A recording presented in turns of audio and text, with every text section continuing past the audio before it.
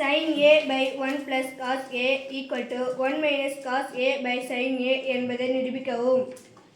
sin a by 1 plus cos a equal to 1 minus cos a by sin a என்பதை நிரூபிக்கவும். சாமி தலைகீழ போயிருக்கா? இந்த இருக்கிற குறி மட்டும் என்ன பண்ணிருக்கு? மாறி இருக்கு. நம்ம லெஃப்ட் சைடு எடுத்துக்கலாம். லெஃப்ட் சைடு எடுத்துக்கலாமா? எஸ்.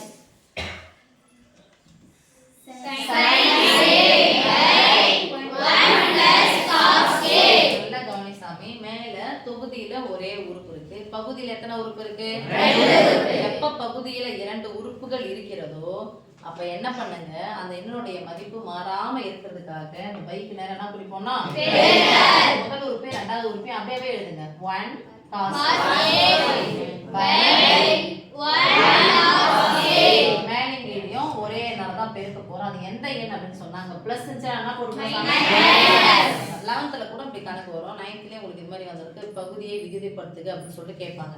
அப்ப பகுதியை விகிதப்படுத்துக அப்படின்னு சொன்னா பகுதி இருக்கக்கூடிய ரெண்டு நம்பர் என்னவா மாறிடும்? ஒரே நம்பரா மாறும். பகுதி இருக்கக்கூடிய ரெண்டு நம்பர் என்னவா மாறணும்? ஒரே எண்ணா ஒரே உறுப்பா மாறும்.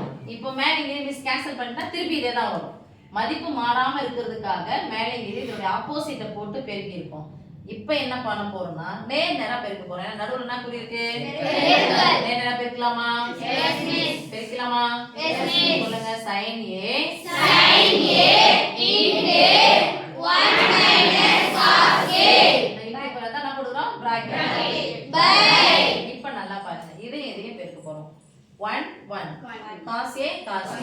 நடுவுல ஒரு பிளஸ் போட்டுருக்காங்க. இன்னொரு இடத்துல மைனஸ். ரெண்டுத்தை என்ன பண்றாங்க? பெருக்கறாங்க. அப்ப a plus b into a minus b formula என்னது?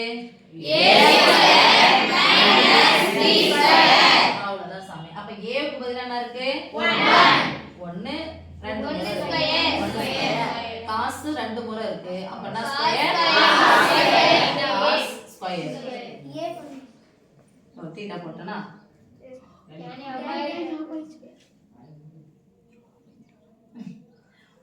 cos square a plus into minus ना नीचे अவ்வளவுதான் சார். தான் formula a square minus b square.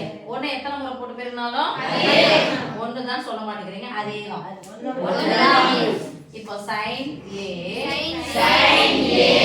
into 1 minus cos a by ஒண்ணு இருக்குது cos square இருக்குது. எது இல்ல? sin square. ஒண்ணு இருக்குது cos square இருக்கு. எது இல்ல? sin square a. அப்போ sin square a. sin square a ன்னு அர்த்தம் sin ஐ எத்தனை முறை போட்டு பெருக்கணும்? இந்த ரெண்டுத்துக்கு நடுவுல என்ன குறி இருக்குது? பெருக்கல். அப்ப பெருக்கல்ல என்ன பண்ணலாம்? மேலே கீழயா பெருக்கலாமா? அப்ப பாருங்க ஒரு sin a அதாவது 1க்கு போயிடுச்சு. கேன்சல். பக்கத்துலனா தொடர் கழித்தல் தானே? அதான் என்ன பண்றது? இந்த ரெண்டு கேன்சல் பண்ணிடுது. ரெண்டுல இருந்து 1 கழிச்சா 1. அதாவது ரெண்டு கேன்சல் பண்ணா மீதி என்ன இருக்குது? sin a. மீதி சொல்லுங்க பார்க்கலாம். மேல என்ன இருக்கு பாருங்க. இது என்ன இருக்கு? 1 கூட எது பெருனாலும் அதே வரும். So 1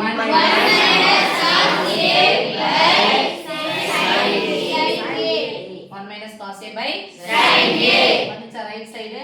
yes miss. அப்ப என்ன பண்ணனும் சாமி? hence prove. Okay? Yes miss.